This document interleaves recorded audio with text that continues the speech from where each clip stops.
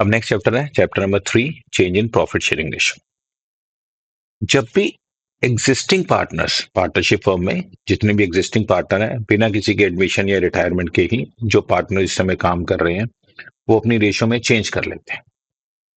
यानी कि कोई पार्टनर अपना रेशियो शेयर बढ़ा लेता है, कोई कम कर लेता है। जैसे मान लेते हैं ए बी सी, इनका ओल्ड शेयर था, मान लो ए लेता था 50%, बी 30% और सी 20%। और अब फ्यूचर में ए शेयर लेना चाहता है 40, बी लेना चाहता है 35 और सी 25। ये रेशियो चेंज कर रहे हैं। तो तुम बड़े ध्यान से देखो, ए जो है 10% अपना शेयर सेक्रीफाइस कर रहा है, बी 5% अपना शेयर गेन कर रहा है और सी को भी 5% का गेन हो रहा है। या इसको इनडायरेक्टली ऐसे बताऊं तो ए से 10% लेकर हमने बी और सी को 5-5% बांट दिया। लेकिन कोई भी पार्टनर फ्री में अपना शेयर क्यों छोड़ेगा? और जिसको गेन हो रहा है उसको फ्री में कैसे गेन हो जाए? फ्यूचर के लिए बात ठीक है, फ्यूचर में आप लोग अपना जैसे जैसा काम करोगे उस हिसाब से तुम्हें प्रॉफिट मिलते रहेंगे। लेकिन अभी तक की जो एग्जिस्टिंग चीजें हैं वो तो 50-30-20 में थी। अब अगर हमने उनको एडजस्टमेंट नहीं किया और रेशो 40-35 और 25 कर दी तो ए को तो बड़ा लॉस हो जाएगा। मान लो पुरानी बैलेंस शीट में जनरल रिजर्व पड़े हुए हैं 10 लाख रुपए के, और 10 लाख रुपए के जनरल रिजर्व का 50%, 30% और 20% शेयर के हिसाब से ए का शेयर है 5 लाख रुपए। अगर मैंने इसकी एडजस्टमेंट आज नहीं की तो फ्यूचर में रेशियो हो जाएगी 40-35-25, तो ए को मिलेगा 4 लाख रुपए। अभी जब उसका 5 लाख है और हमने कोई एडजस्टमेंट नहीं की, फ्यूचर में उसको 4 लाख मिल जाएगा, 1 लाख रुपए का उसका लॉस नहीं हो जाएगा? ऐसे आज तक की जो अर्न की हुई गुडविल है या बैलेंस शीट में कोई अनडिस्ट्रीब्यूटेड प्रॉफिट्स पड़े हुए हैं या कोई एसेट्स और लायबिलिटीज की रीवैल्यूएशन पर गेन लॉस निकल रहा है, तो इसमें सिंपल सिचुएशन ये होती है कि कोई भी पार्टनर ऐसे ही अपना शेयर फ्री में सेक्रीफाइस नहीं करेगा एग्जिस्टिंग चीजों के लिए। बच्चों, फ्यूचर में तो कमाएंगे ही 40-35 और 25 के हिसाब से, और वो बांटेंगे भी 40-35-25 के हिसाब से। पर अब तक की जो चीजें बैलेंस शीट में पड़ी हुई हैं, क्या क्या हो सकती है? जनरल रिजर्व या कोई प्रॉफिट या कोई लॉस। दूसरी छुपी हुई चीजें कौन सी होती हैं? गुडविल या एसेट्स और लायबिलिटीज की रिवैल्यूएशन पर होने वाला गेन या लॉस। ये दो छुपी हुई होती है, इनको निकालना पड़ता है। इसके अंदर होने वाले प्रॉफिट्स, मान लो, देखो मैं आपको ऐसे समझाता हूं। मान लो आज की डेट पे हमारी बैलेंस शीट में एक बिल्डिंग की वैल्यू पड़ी हुई है 1 करोड़ रुपए, और आज ही अगर हम मार्केट में बेचे तो 1,20,000 की बिक 1,20,00,000 की बिक जाएगी। तो इसका मतलब उसमें 20 लाख रुपए का गेन है, पर हमने उसको कंसिडर नहीं किया और एबीसी ने अपनी रेशो चेंज कर ली और कल ही बिल्डिंग बेचनी पड़ गई, कल 20 लाख रुपया गेन हो गया। तो एक्चुअल में उसमें से ए बी सी का शेयर 50-30-20 था। तो अब लेकिन रेशियो चेंज हो चुकी है, तो 40-35-25 के हिसाब से बांटेंगे तो उस 20 लाख रुपए का 50% जो ए को 10 लाख मिलना चाहिए था, जिसका वो हकदार है, उसमें तो उसको सिर्फ 8 लाख मिलेगा 40/100 करके। तो 2 लाख रुपए का उसको फ्री में लॉस क्यों हूं? और ये 2 लाख में से 1 लाख एक्चुअल में बी को एक्स्ट्रा मिल रहा होगा और सी को 1 लाख रुपए एक्स्ट्रा मिल रहा होगा। ये बिल्कुल गलत है, ये अनजस्टिस है। इसीलिए कोई पार्टनर अगर अपना शेयर अभी कम कर रहा होता है, मतलब सेक्रीफाइस कर रहा होता है, तो उसको शेयर ऑफ प्रॉफिट आज ही देते हैं, उसको उसकी सेक्रीफाइस करने का कॉम्पनसेशन देते हैं और गेनिंग पार्टनर से लेते हैं, क्योंकि जो तुम गेन कर रहे हो ऐसे ही थोड़ी गेन कर लोगे, उसकी पहले आपको कीमत देनी पड़ेगी। इसीलिए जब भी चेंज इन पीएसआर होगा तो number 1 goodwill, number 2 undistributed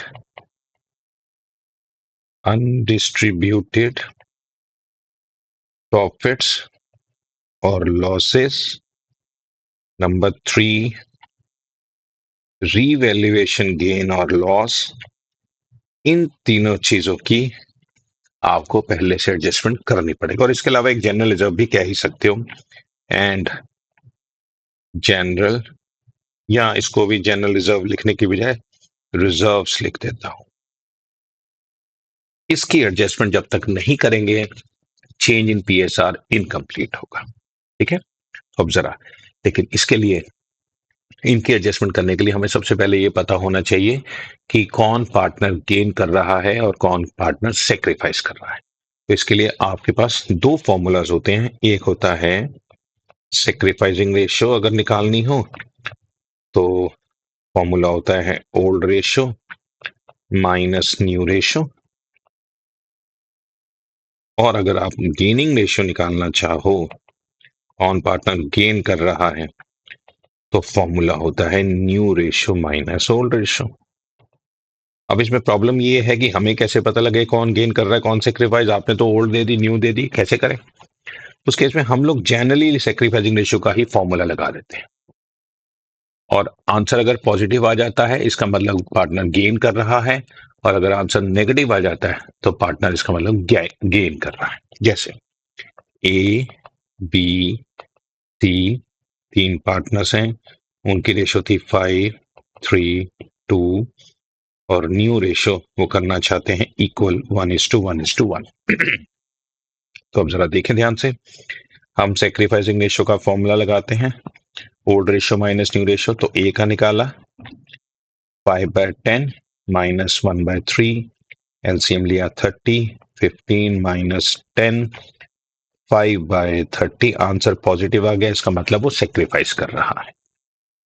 B का देखा, बी का ओल्ड शेयर था 3/10, अब हो गया 1/3, तो 9 माइनस 10/30, आंसर -1/30, इसका मतलब वो गेन कर रहा है।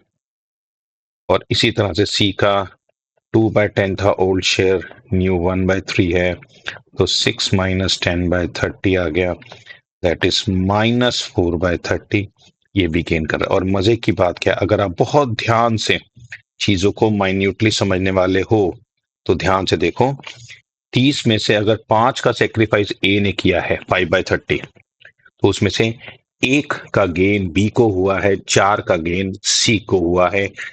जितना गेन होगा उतना ही सेक्रीफाइस होगा, ये बिल्कुल कॉमन सेंस की बात है। लेकिन मैथमेटिकल कैलकुलेशन में अगर किसी से मिस्टेक हो जाए तो ये चीजें टैली नहीं करती। तो अगर आप कॉमन सेंस से भी सोचो मैथमेटिकल कैलकुलेशन के साथ साथ, तो गलती होने के चांसेस बिल्कुल ऑलमोस्ट जीरो हो जाते हैं।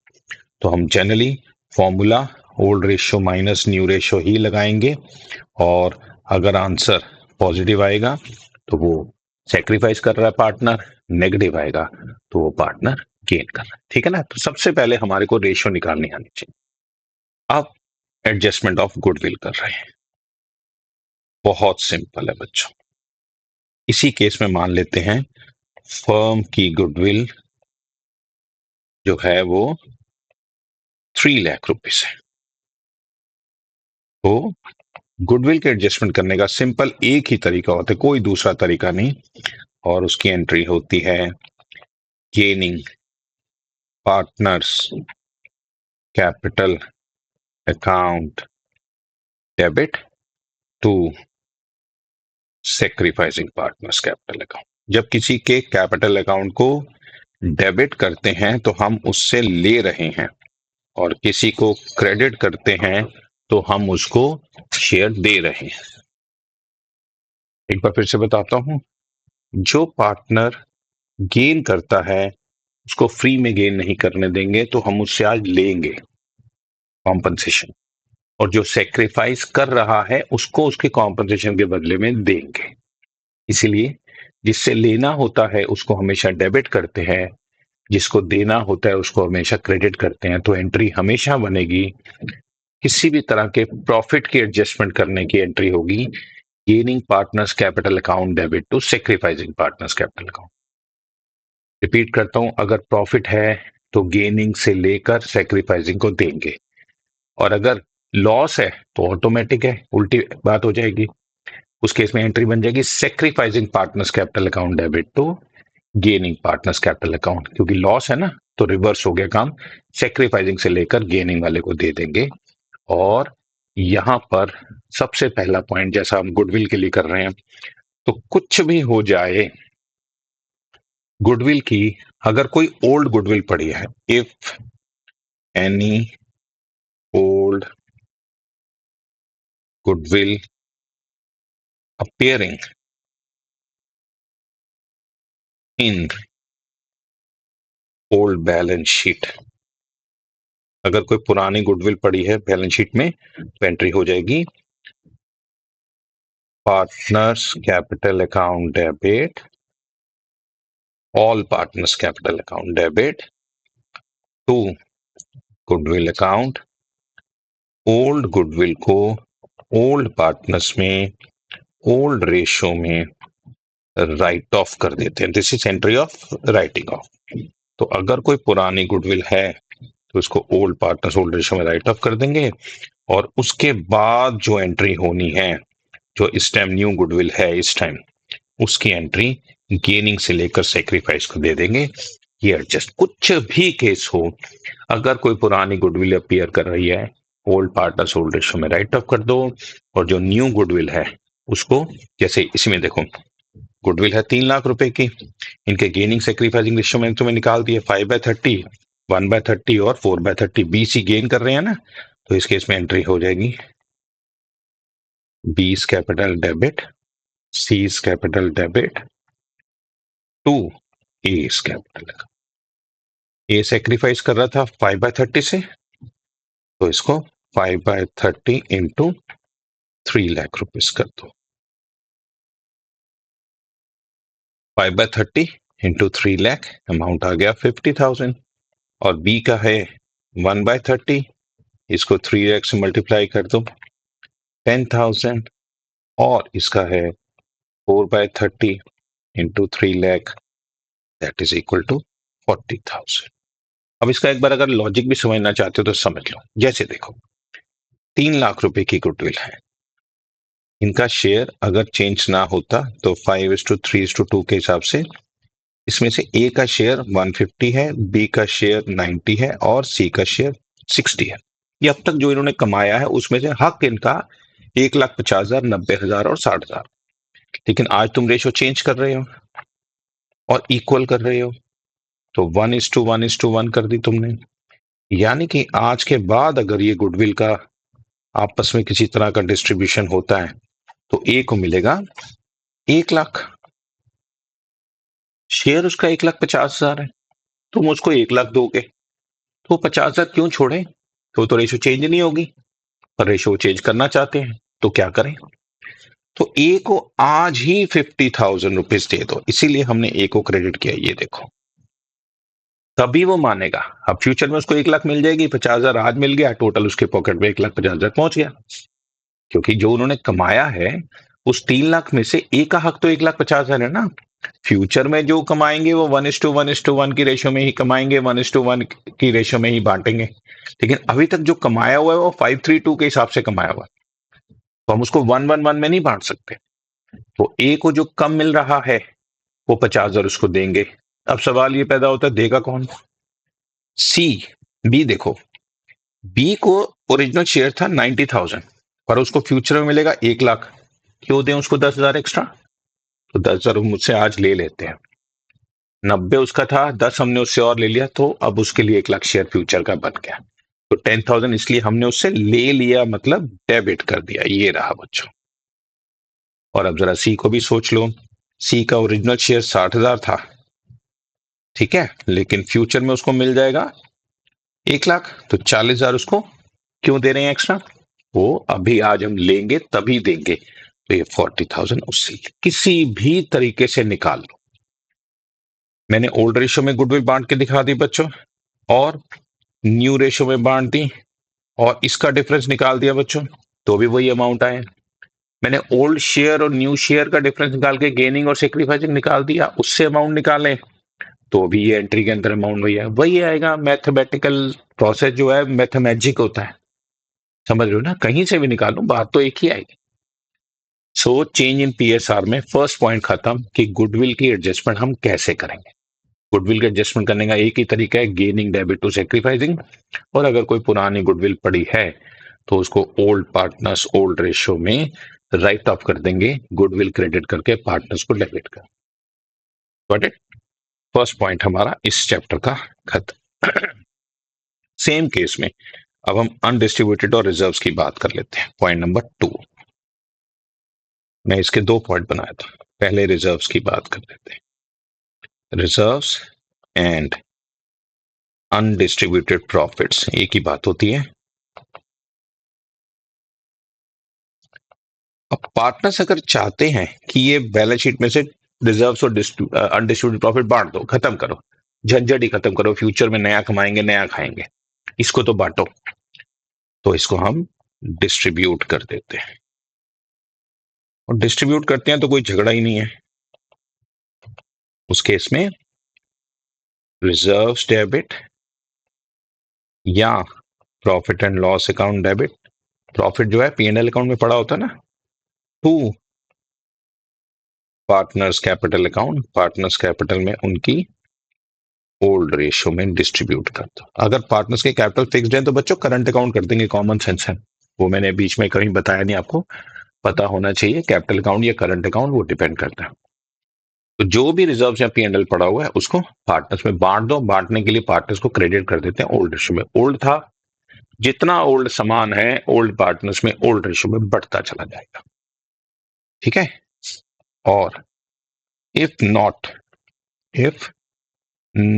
डिस्ट्रीब्यूटेड, अगर डिस्ट्रीब्यूट नहीं करना, वो कह रहे हैं नहीं नहीं अभी बांटना नहीं है, तुम इसकी सिर्फ एडजस्टमेंट एंट्री कर दो। तो अगर डिस्ट्रीब्यूट नहीं करते हैं तो एडजस्टमेंट एंट्री करते हैं। और एडजस्टमेंट एंट्री का मतलब ही एक है जो मैंने ऊपर बताई आपको, gaining partners capital account debit to sacrificing. गेनिंग से ले लो और सेक्रीफाइसिंग पार्टनर को दे दो, जैसे गुडविल हमने बांटी ना पीछे। सो गेनिंग डेबिट टू सेक्रीफाइस, जितना भी प्रॉफिट पड़ा है रिजर्व पड़ा, 10 लाख रुपए का रिजर्व पड़ा है, 5 लाख का प्रॉफिट पड़ा है, सीधा 15 लाख रुपए को उठाओ और ये 15 लाख को, जैसे इसी एग्जाम्पल में जाएं तो इसको 5/30 से मल्टीप्लाई करो, ए को क्रेडिट कर दो, 1/30 और 4/30 से मल्टीप्लाई करके बी और सी को डेबिट कर दो। गेनिंग से ले लो, सेक्रीफाइसिंग को दे दो।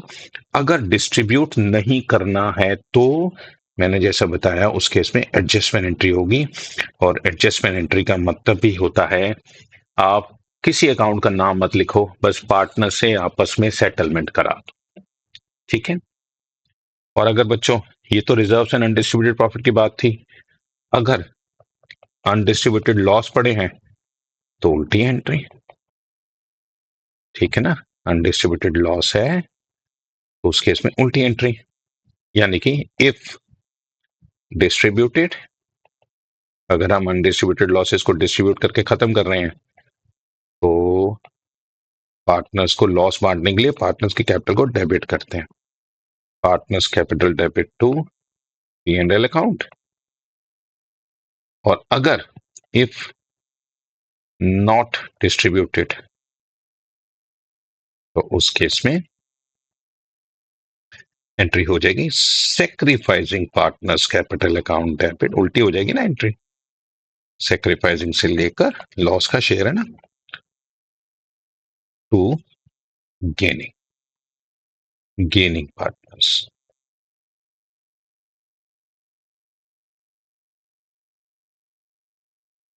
तो ये आपका अनडिस्ट्रीब्यूटेड प्रॉफिट्स और अनडिस्ट्रीब्यूटेड लॉसेस को एडजस्ट करने का तरीका। ये आपका पॉइंट नंबर 2 भी खत्म हो। और अब आ गया लास्ट पॉइंट, रीवैल्यूएशन प्रॉफिट या रीवैल्यूएशन लॉस। इसमें भी 2 केसेस बनते हैं, ध्यान से सुनना। नंबर 3 केस, रीवैल्यूएशन प्रॉफिट और लॉसेस को कैसे एडजस्ट करना है। फर्स्ट केस वो कहता है इफ एसेट्स और लायबिलिटीज की रीवैल्यूड फिगर्स को, मतलब न्यू फिगर्स को बैलेंस शीट में शो करना है।